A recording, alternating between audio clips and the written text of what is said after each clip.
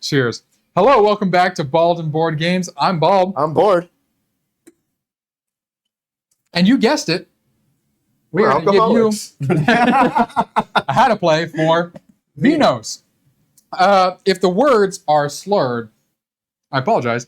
We just played through a game of this while drinking wine. So we're going to do our best to teach you how to play this while on wine. Not online, get it? Anyway, so Dad Vinhos. jokes are here already. Oh no. Vinhos is by Lacerda and Eagle-Gryphon Games. In its essence, it is a worker placement game of sorts where you have one worker. But I'm going to give you the introduction here that they have nicely spelt out. In Vinhos, a Portuguese word pronounced as vinhos, which means wines, you play the role of a wine producer in Portugal.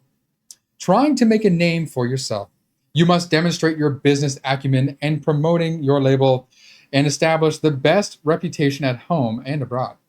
Competition is fierce. Only the best labels can survive the test of time.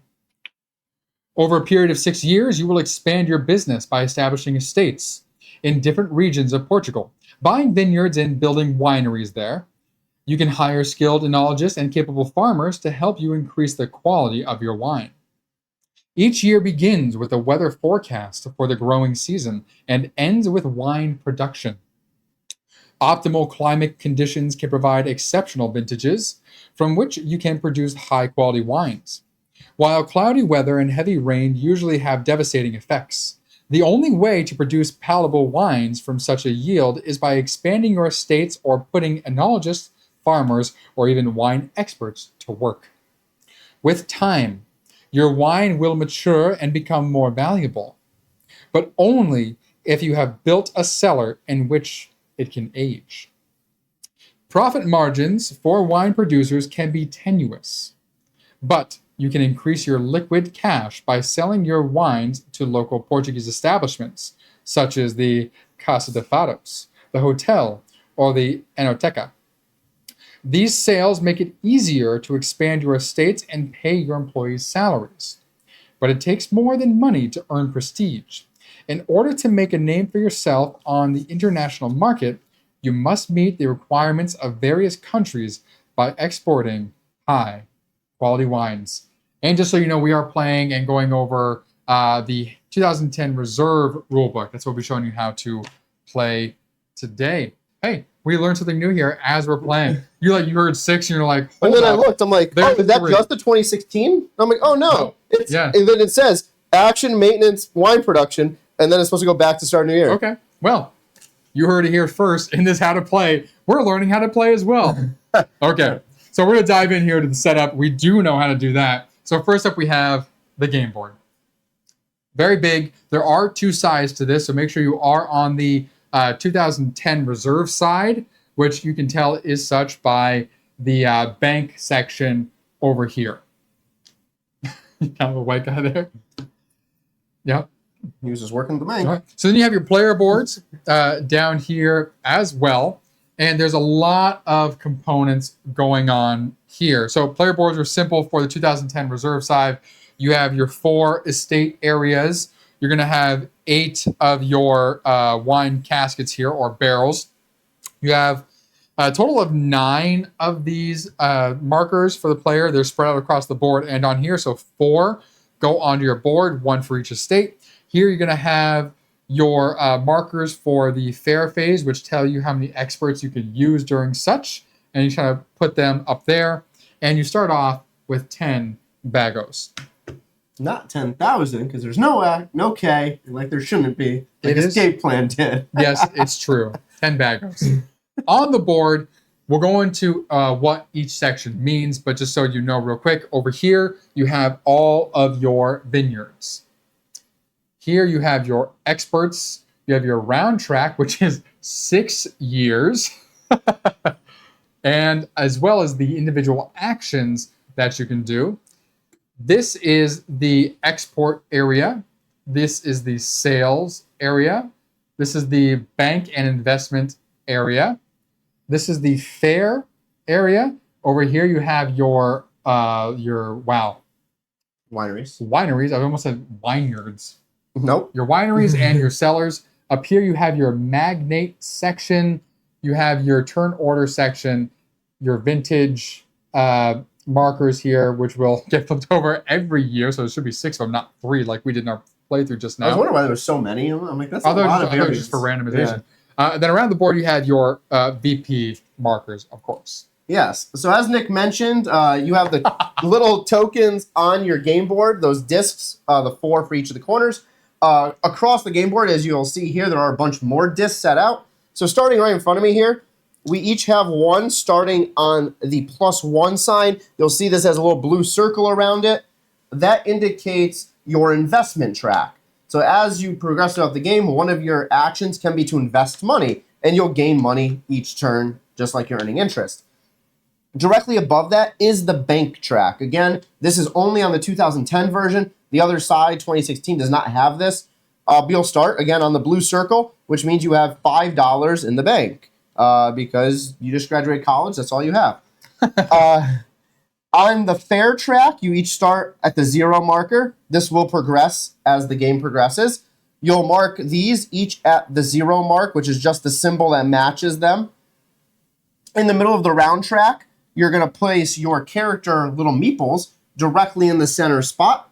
You're going to place this little generically colored token on number 1 in the upper left-hand corner. You're going to randomly decide who goes first. You can do it by who opened a bottle of wine last, randomly roll a d10. There's a few other ways. However you decide. In the rule book, it says just to kind of randomly decide. They're all little discs, so you can just take them and shuffle them and drop one out, whatever you want. We like to make it fun and random, so we just roll a die or something like that. Sometimes we just decide to have a boxing match, and whoever wins. In the upper left-hand corner, we have our VP track, which starts at 0. Yep. And then the rest, you might have some extras you'll put off to the side. Additionally, you'll have the set of barrels, too. There'll be an extra one of those, and you can put that off to the side. Yep. Depending on how many players you have, that'll add some variance into how many get placed out in certain places. Absolutely. What about these little guys here? So next up, we have the neutral tokens that anyone can access. We have the renown tokens. As you purchase vineyards and purchase some other things that show a little box symbol, they will get added to the tracks appropriately. On the right-hand side, we also have enologists. So those are scientists working on wine production. They are the white markers. Directly in the box below them, it'll tell you how many to place out based on if you're playing a 2, 3, or 4-player game. Same thing with the farmers.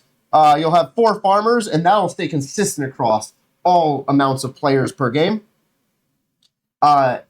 Same thing over here on the left, which we'll get into, is how many of the spaces are available. Yeah. In addition, so these generic markers here are also dictated by player count, as you'll see in this box here for 2, 3, or 4 individuals, and the wineries and cellars also. Yep. And so it's all nicely marked on the board for you. Exactly. Yep. All right. So the vintage tiles here, we'll go into depth on what everything means on those. But the way you set this up is you're going to take the 0 vintage tile, place off to the side, and you'll just shuffle the remaining ones, place those face down, and put the 0 back on top. So that way, those are ready to go. You'll end up discarding that top one at the beginning of the year, which is why you kind of place a 0 on top. The expert tiles, you're going to shuffle each of those individually in their own stack. So there's a green, a yellow, red, and blue. Shuffle them all, then place the whole stack face up right there. The vineyard tiles, you will also shuffle in a stack and place them so the cost is face up. So on one side, you have a dollar amount, so this says 4. On the other side, you have the actual vineyard and what the effect is for having it. There are both red and white wine vineyards in each area, so that's why you are shuffling them and placing those out. The Porto here in Region 3, Douro, you're going to be placing all the Porto tokens here in a stack, ready to go. Those you don't have to shuffle. What you're going to do in a 2-player game, and this is what we're going over is how to set up a 2-player game, is you have to remove 2 of these vineyards. So we originally had these 2 removed, number 2 and number 5 in our last playthrough, but the book recommends removing number 7, Setúbal, and number 9, Algarve, and if I pronounced those wrong, I apologize, most likely. And then in just a common supply, you have your wine tiles. These are double-sided with red on one side and yellow on the other side, so red wine and white wine. with various numbers, and we'll get into what those numbers mean in a moment. Then over here on the side, we just have a bank, essentially a baggo, so a pile of all the cash that you'll have to manage. Yeah, so in order to start play, once you've set up everything that we just explained, you first start with a vineyard. So looking at your player board, you currently have nothing. What you'll do is you take your first upper left-hand disc, you'll go onto the game board, you'll pick, and again in a two-player game there's only 7 options, you'll pick one of those 7 options. Each of these have different effects. They'll be shown on the other side of the disc, or the tile. Also, it's in the rule book. It's also marked a little bit next to the things. So for my example here, I'm going to go to Lisboa. So I'm going to put my circle disc there because it points here. I'm going to pick up this tile. It costs 5. So I'm going to pay 5 out of my supply of cash, and the banker would give you 5 back. You then are allowed to flip this tile. It will get placed directly in that upper left-hand corner, and then you'll take the effect. For Lisboa specifically, which is number 6, I get a vineyard. So the vineyard would come into play. You're going to match color to color. I guess in theory you could put a red spot here, but then you're not going to get the bonus. Once you've done that, you're going to go back to the board over here. You're going to add 1 renown cube to the track. It doesn't matter if it's on the left side, right side, as long as it's on the track. Yeah. And then the second player is going to make that same decision. Exactly. So what am I going to do here? So I'm going to take a Setubal, and I'll do the same thing. So I'm going to place this on my board. We'll put this guy up here. I'll pay for my stuff. And for this spot specifically, I get to take 2 of these expert tiles and place them down. There's a variety of different abilities for each area that go into effect whenever you would purchase a vineyard, and you can refer to the rule book for those. Yeah, and just as the quick heads up, there is 4 available tiles per vineyard. The reason for that is there's a limit to how many you can buy. So there's nothing stopping, because I bought Lisboa, there's nothing stopping Nick from buying Lisboa as well. You just pick what you want. But once you get through all 4, there's no more available, and then Lisboa is essentially closed off. The final piece is once you've collected it, you can do it on your turn and just do it once both players have collected, is you're going to grab your initial tile. So for me, for Lisboa, it has a 2-barrel, but plus a 1 because it comes with that winery. So I'm going to get a 3. You match the color in that upper triangle. You place it down the leftmost space. Nick on his side does not have the winery, so his value is only a 2. So that is your very first wine in order to start the game. It'll then go into your first year. And the years are very simple. So they take place here in the middle section of the game board. That's where this generic marker comes into play. So there are 6 years, and they're denoted by these images here, the circles and the purple circle here. So it's 1, 2, 3, 4, 5, and 6. So each year consists of 2 action phases. So in each action phase, each player will take an action, and we'll go over what those are and how to do that in a moment. Then you would each take a second action, and then it would move into this B marker, which is the maintenance phase, and there's a number of things you would do there. And then you would do your production, which is when wine is created, and you would repeat that all the way until you get to the end of the line. So in the 3rd, 5th, and the 6th year, there is a fair, and that's what this symbol means there, and we will go into detail on what a fair is in a moment. Yep. So to start off the year, this is where this stack of tiles comes into play. So year 1, we're starting off. The 0 gets just removed. That's just there kind of to set up the stage. You're going to take the topmost tile. We'll just bring it in here to see a little clearer. You're going to flip it over. It's going to provide you information for 4 things. Number 1, what is the effect on the wine production? So wine production, -2, red and white. So in that case, every time you do your production stage, which in this case will be that purple wine bottle, your production will be 2 less. Down in the bottom left is going to be the impact to the fair track. So if we go up to the fair track, this shows an arrow for all 4. Each of these will slide up by 1. It'll show a little fun symbol matching one of the 4 on the back that just says why it's that way. So it's a rainy season. That's going to cause the negative. And then the final piece is the magnate stage. So the magnate stage tells you for A, B, and C. So we'll just go up here. A is Annabelle. She wants a red wine. B is Bruno. He wants a wine level 4 or higher. And then C is Carolina, and she wants a wine from region 1, 2, 5, or 8. Which pretty much means when you do your press release stage, you can activate those specific magnets.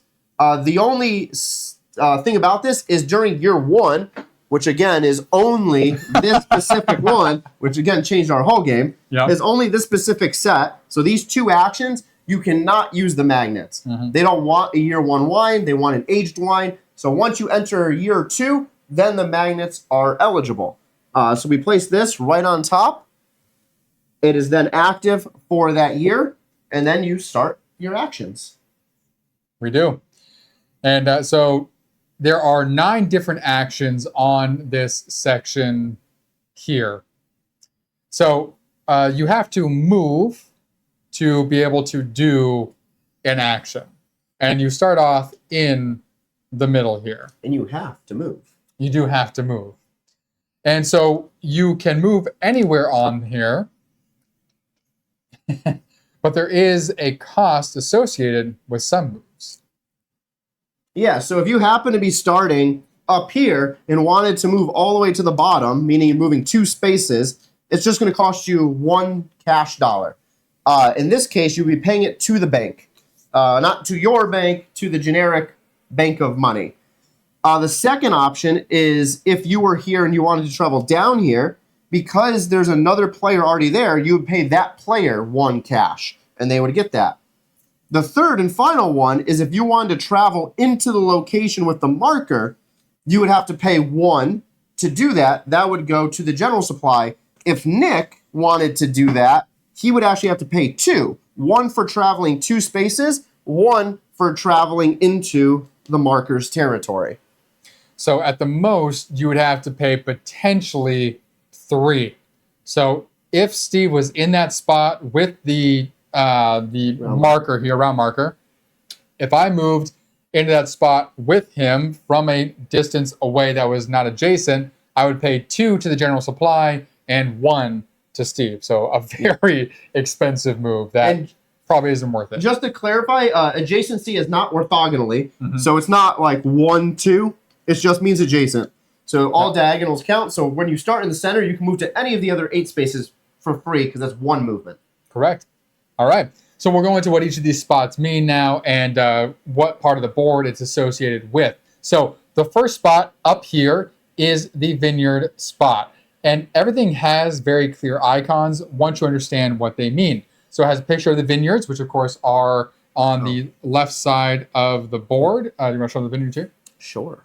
So left side of the board here. So when you go to that vineyard spot, you will buy a vineyard. And when you buy a vineyard, it's much like the first one that you purchased. So if I was to buy, we'll say I buy this vineyard up here, which cost me 5.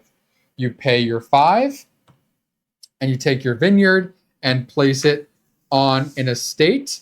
Now, the vineyards from different regions have to go onto their own estates. So at most, you can have 4 different estates, which means 4 vineyards from different areas. You can, however, have more than 1 vineyard on an estate, provided it is of a different wine type. So there are red and white wine types. When you put your vineyard down onto your estate for the first time, you will take your marker and you will place it on the circle that corresponds with that vineyard and take the bonus associated. So for Duro, you take 2 of these +3 Porto tiles and just place them on there to be used when you produce wine later, which again, the abilities will let you read in the book on exactly what all of those do. And lastly, you will take one of these generic square markers and place it on the square right there. Yep. And that generic square marker is just listed. So you can see the top 3 actions all have that. So that means for that specific vineyard, you would be adding those squares. So moving into number 2 here. So if we were going to go to this action, This one has a direct cost associated. So it costs the same for everything. You would pay 2 cash. You would come over here and you would get a cellar tile. The cellar tile is broken up into 4 segments. So because I have a wine here, I'm just going to pick up the wine. It's going to go in the leftmost space because it was the leftmost space here. If it was this space, it would go into the secondary one. You place the cellar down. Again, there is that marker. So this winery in Vineyard that the cellar was placed in, which is Lisboa, would get a little marker. And now you have a cellar. The benefit to the cellar is instead of having 2 spaces, you now have 4, and you get a bonus when you go to the sell or the export phase. It helps provide a little bit more of an advantage and value to that wine. It does.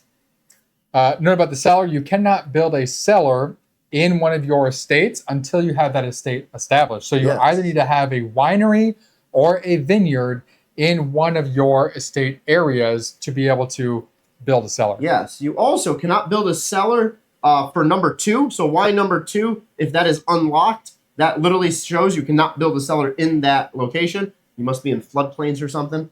Also, in a 2-player game, we each have 4 spaces. That's 8 total. There are only 5 cellars. Once the cellars run out, they're out. Do not take any more out of the box. That is the amount you have to work with. Shouldn't have to worry about running into that. We haven't run into that yet. Oh, no, because you'd have to unlock 4 and then... Yeah, and like... In theory, you could, though. It's possible. The vintage thing with the year cycle, like the only difference that would impact is literally the selling to the magnates, being able to get in there earlier and... Which definitely changes stuff, but... It does, but not like buying a cellar. True. Yeah. So, this is what it is. So, next up, we have your winery. So, over by the cellars as well, you'll have all of your wineries. And these, you just take one. You can choose whichever side you want to put it on. Much like Steve did with his first vineyard, you would take that and you would put it onto your board. Now, the side that you place it on does matter. Again, like Steve mentioned beforehand, if you want the bonus at the top, so it initially adds +1, +2 if you have an enologist, which we will go in more depth on in a moment. Then you have to place it so the color matches the wine that you are producing. So here at my estate, I'm producing red wine, so I put it on that red wine side. And when you purchase a winery, you will also put one of these generic cubes into the matching estate's vineyard area. So on your vineyards, you will have that number as a reminder. So on mine it says 7. So I would put another one of these squares down on 7. And the cost for each of the wineries is 3. And you can buy 1 or 2 of them in a single turn. Yes. 4th action, moving right on along. Here is your experts action. Similar to what Nick just mentioned, you can buy 1 or 2. The cost is 1 each. Experts are right here in this stack, just off to the left. There is the blue, red, green, and yellow. The experts have 3 abilities. Ability number 1 is what shows on the top. So if you buy an expert, you can use whatever their function is up here. There is a rule book that goes through them, so check that out. Ability 2 is this symbol. When you get to the fair stage, this symbol will matter. Ability 3, like shown on this green one, has an arrow, which actually gives you a double bonus potentially in the fair because it helps move up the track. So look out for that as you're buying them. And hopefully the book does clarify what all these mean. You might have to look at a few books, though, which we had to do. Because some of these are in the expansion pack. Yeah, the book clarifies the header portion, so don't look for the full picture. The expansion will give you the full picture of those individual tiles. All right. Next up, we have the pass and press release area. So, word of note, this specific area here is always free to move into. If I'm here and Steve wants to move in, he does not have to pay me $1 whatsoever. This is adjacent to every other space, so you never have to pay $1 for that either. When you move into this space, the first thing you'll do is take your turn order marker and place it anywhere on the bottom here. You don't have to place it in 1. You could place it in 2, 3, or 4. For us, we're in a 2-player game, so if I wanted to go second for whatever reason coming up, I could place it in 2, and we would adjust those at the start of each year that we adjust those. Yep. Yeah, so that's nothing that would have changed for our gameplay. Yeah, great. So I'm placing a 1 down there. Next one is an asterisk next to it. That's fine. We'll record a little snippet to put in front of our video after this. We done messed up. So the first thing you do is pass. Just literally do nothing. Just adjust your marker and say, you know what? I'm good. I'm done. The next thing you do after adjusting your marker is the press release, which is essentially entering one of your wines into the fair early. And there is a benefit for doing this. So to do a press release, you will do, you'll choose a wine. So on my board, I have a 2 wine here because I don't have a cellar. So I'm like, okay, I'm going to enter this 2 in.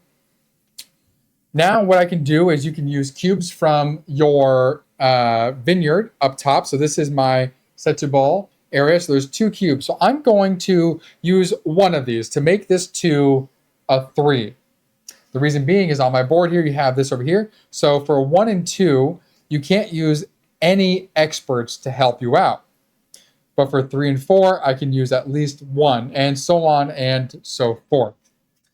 If you had a wine that was valued above 9, you're going to immediately get extra fair points. So if this wine was valued at 10, I'd get 1 fair point, which just means I would take this and place it here, and so on all the way up. But mine is only worth 3. That's not going to happen. So next what I'm going to do, I'm going to take this 1 marker, because I can only use 1 expert, and I'm going to choose a tent, they're called, to put those at in the fair. In the fair. So here we have +3, so you're going to get $3 immediately in cash. Or here we have experts, so when you place it here, you'll take an expert tile. Here we have +2 fair points, so once placing it there, you would immediately get the +2 fair points. So I'm going to put this in the +2 fair points. Why not? So move this up by 2. Next, you have your symbols here for the features, so blue and yellow. You will get the points associated with those symbols. So blue is in 1, and yellow is in 1, so I'm going to get 2, moving it up to 4. Lastly, if I met any of the qualifications for a magnate, provided it's not year 1, I can place a barrel on those that I match. So my wine is worth 3, so I don't match the 4 requirement. I sold a wine out of region 7, so unfortunately I don't match the C requirement down here, which means it had to come from 1, 2, 5, or 8, but it was a red wine, so I can take one of my barrels and place it on the A requirement, which is red wine for this green lady at top, so I'll just put that right on her picture. You can only do that if you take the press release action by doing this middle area there. And if you happen to meet all 3 qualifications, you can only put 2 barrels down. Correct. So you have to choose which pathways benefit you the most. Yes, and we'll explain why you would choose which ones you would later on and what having those barrels up there do for you. Yep. So next up would be the enologist phase. Nice. So the action here for the enologist, it just shows the white meeple marker. It costs 1. You can buy 1 or 2. Yep. So that would be these markers over here. If you were to buy an enologist, you would come back to your game board and you would place them where 1 is available. So on my winery right here, there's a picture of an enologist. I would place that down. Because I have a winery, I'm going to place a nice house next to it too. And that now means that when I do produce wine that is white out of this specific vineyard, I get a bonus 2 on top of that. Because I have the enologist who help scientifically make the wine better. And those little white houses are part of the expansion as well for the game. So if you're wondering why you don't have those, then that'd be why. All right. Bottom row. Next up, we have the export area. So export area is right down in here. There are top VP markers in purple, which means you will score those at the end of the game, and we will explain how you score those when we get to that point. Down the side, you have green VP markers, which you will score immediately, and that is the same across the board. And then you have a bunch of numbers in here in the middle. So when you export, you have to have a wine to export. So we'll say that the wine on my table over here was a 6 instead. And again, I don't have a cellar. Somehow I have a 6 value wine to begin with. So what I'm going to do is I'm going to say I'm going to use that 6 value wine.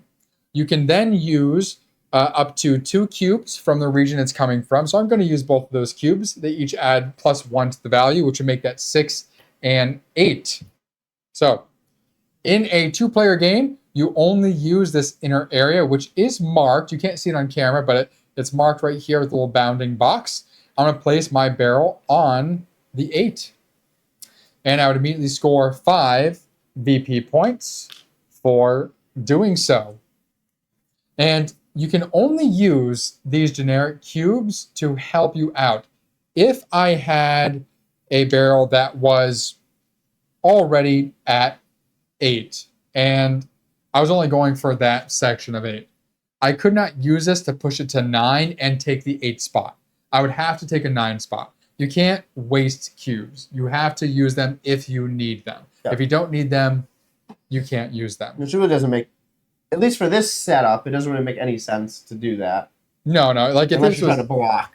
right. So if for some reason, The seller might. if for some reason we had this situation where I already had 2 down on the 9s, I couldn't use those cubes just so Steve couldn't use them. I couldn't use the cubes and then put that 8 there. So you can only use the cubes if they're needed to get to the value that you need to export.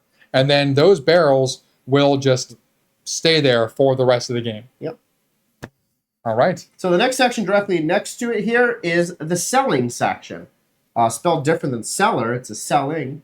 That section is down here, as you see. There is. I never noticed the 3 and the 4 until right now. I just noticed them when I played through last time. Nice.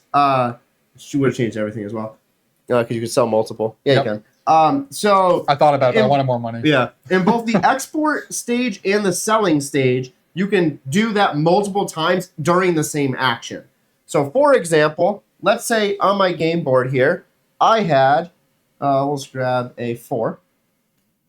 I had a 3 and a 4 white wine. Right above the wine, you can take advantage of the seller's ability if you're doing the export or the selling action. Yep. So this 3 plus 1 is 4, the 4 plus 1 is 5. So going back to the selling area, I can decide that I want to sell both of these. I would take a barrel, it's a white wine, I would place 1 on the 4, 1 on the 5. These wines would now vanish because they've been sold. I would then go to my bank section down here. I am the purple tile, starts at 5, goes up by 4 for this wine, and goes up by an additional 5 for the second wine. Those barrels now sit there, as Nick mentioned, until other actions are done. At the beginning of my next turn, if I would like to, as you can see in the picture here, I can pick up both of these barrels. Almost. They have to be in the same selling section. That's true. So if it was 5 and 6. Yeah. Let's just pretend this is 5 and 6. So that would put me at 16, because that'd be 11 total. If it's the same section, so the hotel, or here, or there, I can pick up both these barrels. I can then grab 2 cubes. So I'm going to pick up 2 cubes over here. I'm not going to put them on my player board, but I can decide where over there to play them. I know that, and it can go anywhere. It doesn't have to go where that vineyard is. So I can decide, hey, I think I want to use cubes later on. I can place them down here. Knowing that that has a huge benefit on it. So completely up to you, but you place the 2 cubes down. They do not have to go into the same location, correct? You can go 1 and 1, I believe. Oh, yeah. So you can go 1 here, 1 somewhere else if you'd like to. Completely up to you, but you get the 2 cubes. Yep. And then we move into the final action ability. So the last action here in the 2010 Reserve, and this is different for the 2016 Deluxe, is the bank action. So the bank action is this bottom corner here. So you have 2 things that you can do here, but 3 actions in these 2 areas. So you have your actual bank where you can deposit money or withdraw money. So, of course, if you're depositing money, say I had $10, I would say I'm putting $10 in there. That would go up by 10. If instead I wanted to withdraw money, I'll say, you know what? I'm going to take out $4. You would drop that down and take your $4. Additionally, instead, you can invest or divest. So if you want to invest, it comes from what's in your bank account, first of all, so you can deposit and then invest. So let's do that. Let's put $2 in, raise that by 2, and then I'm going to invest by 1. So you have to pay 3, so there's a -3 with an arrow pointing this way, which means you have to pay 3 to do so. So we're going to drop that down by 3 to move this up to there. If you would like to divest, then you can instead move your marker over to the left, and you can move it more than one spot. You can also invest more than one spot. So I'm going to actually divest, we'll assume this is a different turn, by 2 spaces. So here you have a +3 pointing to the left and a +2 and a +2 pointing to the left, which means I'm going to get 5 for divesting. So we'll put that bad boy up there at 9. Yes, and the invest, withdrawal, and deposit can only happen during this action. Divesting can happen at any time and any action. That is true. You can divest at any point in time and simply move your marker up. So you can do it ahead of time if you plan on going to the bank. Also, something of note, if you spend all of your money, so let's say that I had 5 and I was investing. So I had to pay 2 to get to here, and another 3 to get to there. That is all 5. When you reach this -2 VP spot, you immediately go down to VP. If you're at 0 VP, doesn't matter. There's no negative spots. You immediately lose the game. Yeah. No, you just don't move. You stay at 0. That is the banking action. Yeah. And that's all 9 actions. Yeah. So again, that's all 9 actions. The only other thing, kind of as Nick mentioned up in the Magnite section, was kind of called out. Yep. When you place the barrel down, so Nick just placed the barrel down. During his after action or before his action of his next turn, he can move this barrel. Yep. So you can decide to sell a wine if he had an extra wine to sell. Why not? You get no points for that wine. You don't redeem anything. You just sell the wine. And you can move the barrel across that row. These 2 can be done unlimited times as long as you sell every single turn. These lock in place, marked by the lockbox. So you'll place on the leftmost if you do one of these. These you'll just place in the center. All of those symbols are in the rulebook. So we'll explain what everyone does. But to your point from earlier, purple will mean end game victory points. Green will mean immediate victory points. And then these are symbols that will take place across the game board. Correct. And so by unlimited times, what he means is, so I just spent my 1 wine, and we'll say I put my marker there on that action. On a different turn, I could spend another wine, and I could move it to this spot. And then on another action, I could spend a wine, and I could move it back to this spot. So it's a way to get extra actions. But you can only do this once per turn, and it can be done before your action phase or after your action phase. And you have to spend a wine each time by discarding it to do so. Yep. Which is another advantage to having multiple wineries. You could have one winery that produces trash wine just to sell and be able to move the barrel. Yeah, that definitely would have given us some more actions by actually doing the years correctly. Yep. Yeah. Because you could have done it right here and not waited to here. Yep. Yeah. Yeah. So we don't agree with anything Nick did in last game. Nick.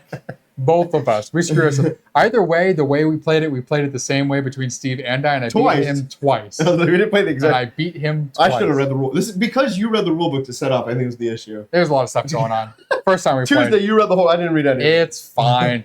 All right. So now we're going to go back into detail here. That was the whole action phase. So, of course, that is this 1 and 2 section. You will choose one of those to do in the 1, and then in the 2, paying the cost to move, so on and so forth. After those 2, we end up at this little B spot, which is the maintenance phase. Yeah, maintenance phase, super simple. It's indicated right down here in the bottom right-hand corner. If you have an analogist on your game board, which I have one, it indicates that you'll have to pay his salary. These people don't work for free, so you have to pay him. because he's white. I'm just kidding. And bald. And bald. No, it's I wanted true. that reaction. It's true. There's a reason we say that. Because the farmers don't get paid. It's true. The farmers who are brown don't get paid in this game. We didn't design the game. That's true. We didn't design the game. Vital Lacerda. I don't know what age you grew up in, but buddy. So this marker here indicates my investment and how that'll happen during the maintenance phase, or during the maintenance phase. Yep. This will be -1. So I have a +1, and I have an enologist, so -1. So I move nowhere. Nick has a +2. He has no enologist. He doesn't believe in science, so we move up 2. I just make great wine with my feet. Then we move on to the production stage. So you just move one spot over. You get those purple wine bottles. That is the end stage of that year. The production stage, very simple. You come down to your game mat, and you can do this one by one or just do it simultaneously. It does not matter. Mm-hmm. You'll indicate how many wineries you have. So in this case, I have 1. You'll count up 2, 1, 2. So that's 5. And then you'll take into effect any of the vintage tile impact. So that's a -2. So I would get a 3, and you would place it on the appropriate color designation. I have a white wine, so I would place a 3 there. And it always goes in the leftmost space. If you already had a wine here, it would just slide over. If you had a wine where it is now, it would actually fall off and you would lose the wine completely.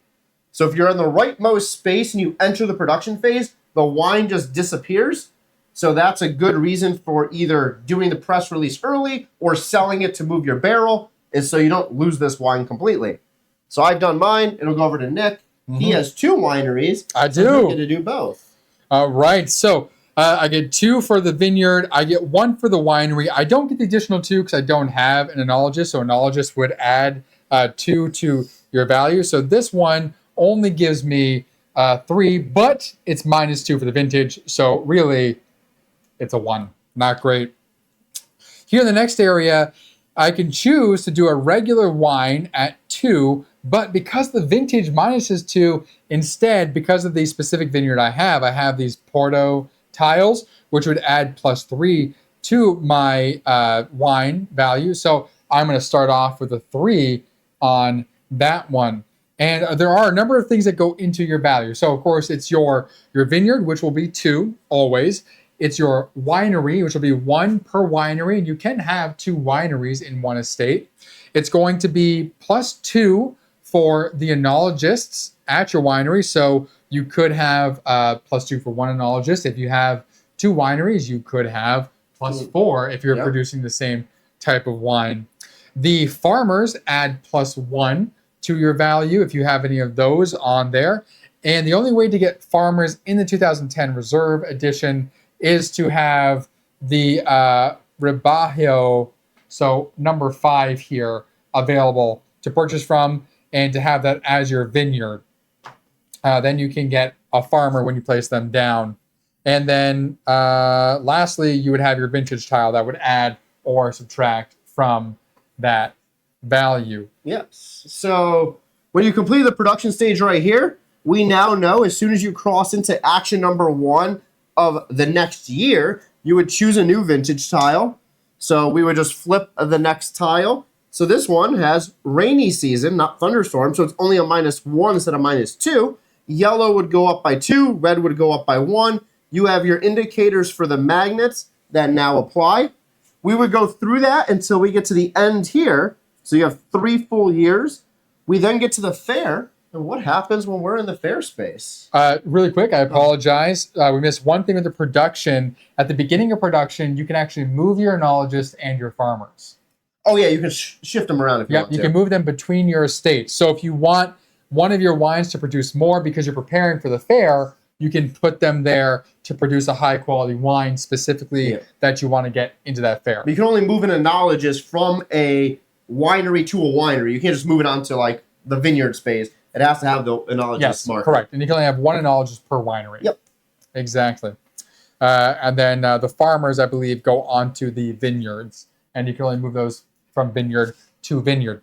But yeah, so when you get to the end of this track, so the 3rd year, the end of the 5th year, and the end of the 6th year, you do the fair. So You don't have a affair. You just correct. the fair. So you'll always have a wine to enter into the fair because you will just produce, and you have to enter a wine into the fair. You have no choice. Enter your terrible wine into the fair. You do have a choice, because there is a possibility in production that you produce 2 zeros if it's a -2. So if you don't have wine, you can't enter into the fair. Interesting. So there's a scenario. We'll have to see. I think you always produce at least a value 1 wine. We'll have to check that. Yeah, look at that. Like you just dropped the ball on the ground before the fair got We'll give you that homework. Double check your rule book because you should be reading it anyway. Don't rely on us. Clearly, we've had some wine. We played this once and played it wrong. So I don't even know why you're here. But read the rule book and double check. So anyway, you're at the fair. You have a wine. You're going to be entering into the fair. You may have already done your press release by going to that center section. If so, you have nothing to do yet. If you have not entered a wine into the fair via the press release, much like Steve, he will do that entire press release action where he will choose a wine. He only has 1 wine to enter. Yep. So I would choose my wine. It's a 3. I get the +1 entering into the fair. So valued at 4. So I would then look over here. That means I can use 1 of my specialty experts. I would then go back to the main board, decide where I want to play this. So we are going to look over here, and I'm like, oh, I don't really have much cash. Let's say I didn't have any cash. I would go right here. This would then not move my marker at all yet because I did not have a wine valued at higher than 9, but I do get the symbols. So this is at 1, this is at 2. So I would go 1, 2, 3. I would then get the 3 cash, and that goes right into my personal cash supply. We're going to say, though, instead, that Steve chose to do the expert action here because he's allowed to use 1 expert, but he doesn't have any. So instead... I'm going to go to this one. That's fine. Do whichever one you want to do. I was going to give you more points, but if you want less points, that works out too. Why would you not choose more points?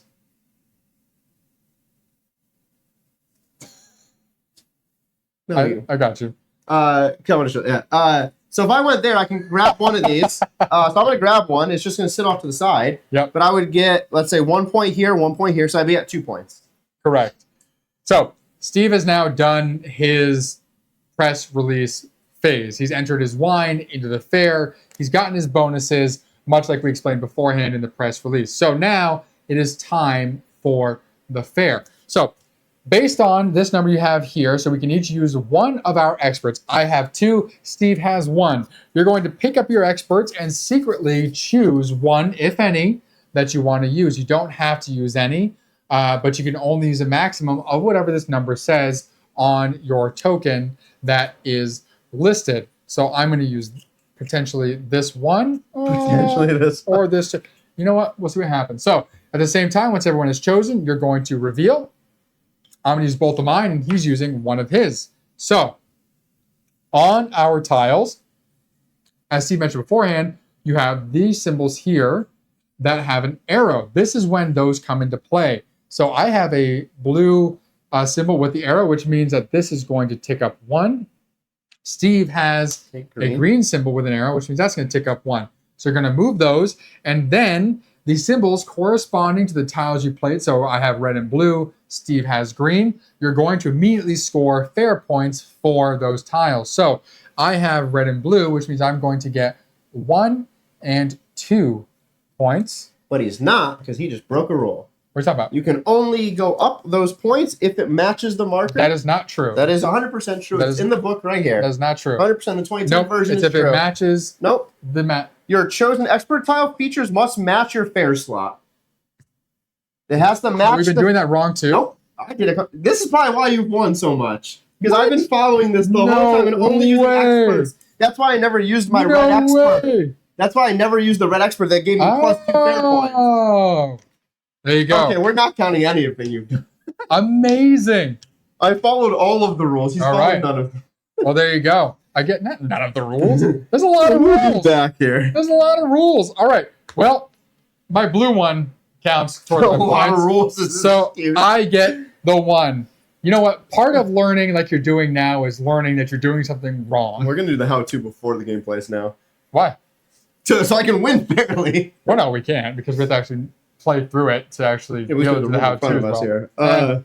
So I have the green. I have the green marker here, so I would get 2. Boop boop. Amazing. I still win. So at the end of the fair, whichever marker is ahead will get the first player VP points, which is in this column here. Second player would get second, third, and then fourth would get the expert tile of their choosing. In a 2-player game, you use the first and the third place option. So here I would get 9 because it is our first fair, and Steve would get 3.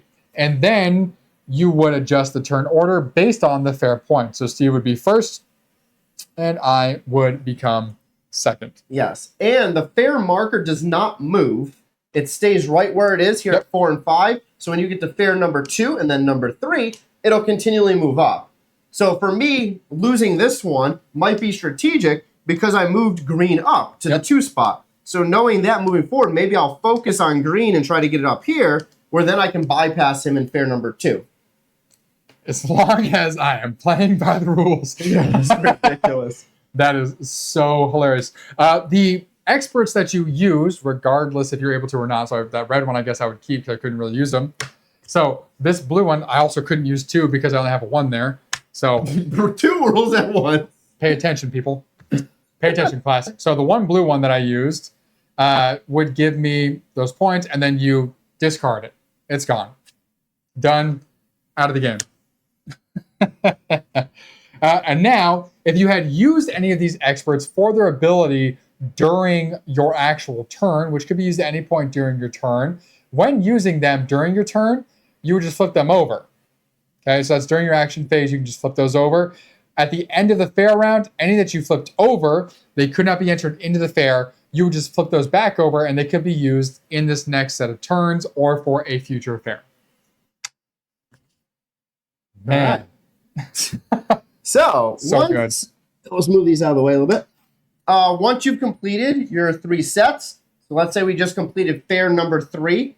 And let's just say, for example, can I have those tokens in the bottom corner? You want these? Yeah. Okay.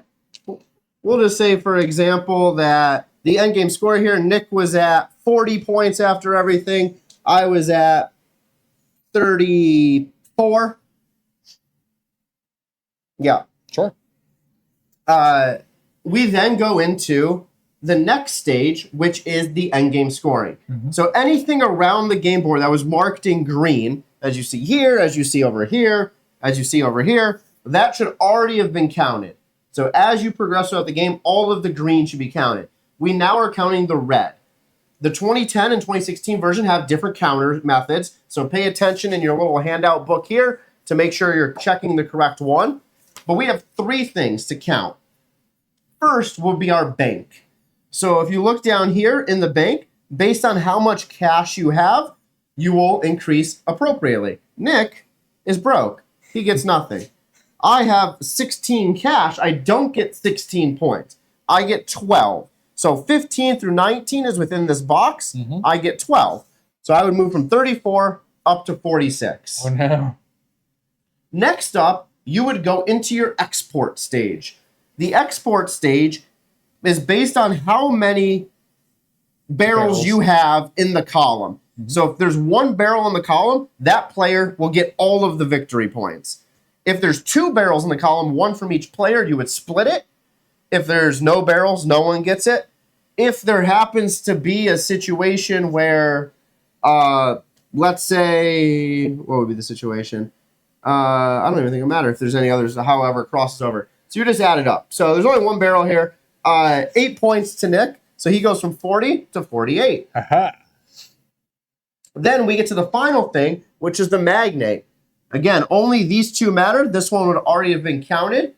So you look at it. If anyone has these, those don't have endgame scoring. You got mid-game benefits by doing those. Yep. This has endgame scoring. So as we can see here, I have a barrel that says 4X and has a picture of the enologist. that picture indicates for each knowledges that you have on your player board, you get 4 VP. I have 1, so I would gain 4 and go down. We would then finalize it, double check to make sure everything was counted, and then claim your victor.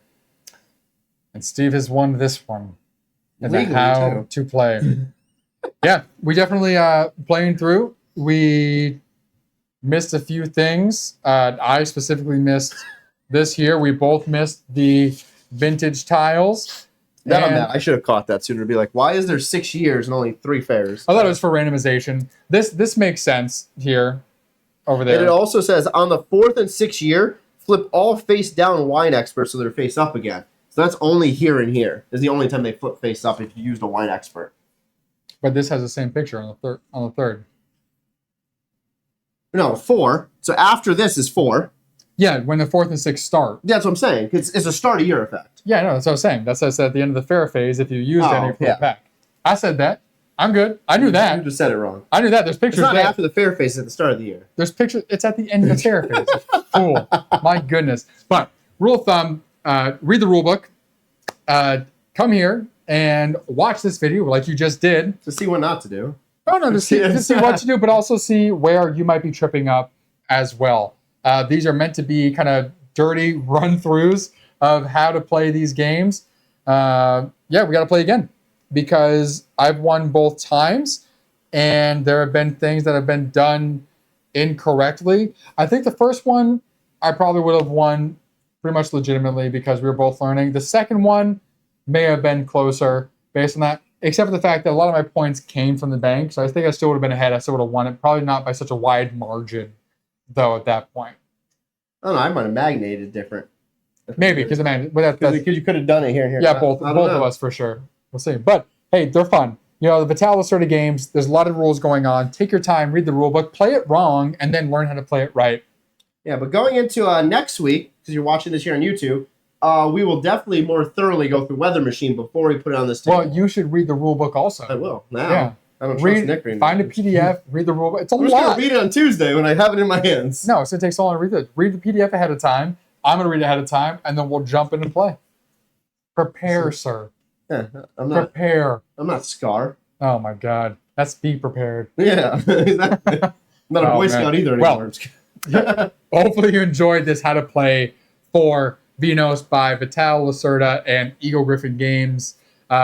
Yes, there were some things that we missed, and we just corrected here on stream.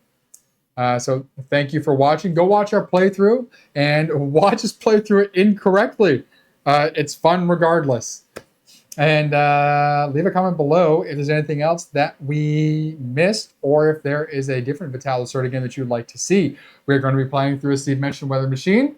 And then lastly, we'll be playing through Inventions, and we'll definitely read through those rules much more closely to make sure we don't miss any of those rules. But hey, we're bald and bored.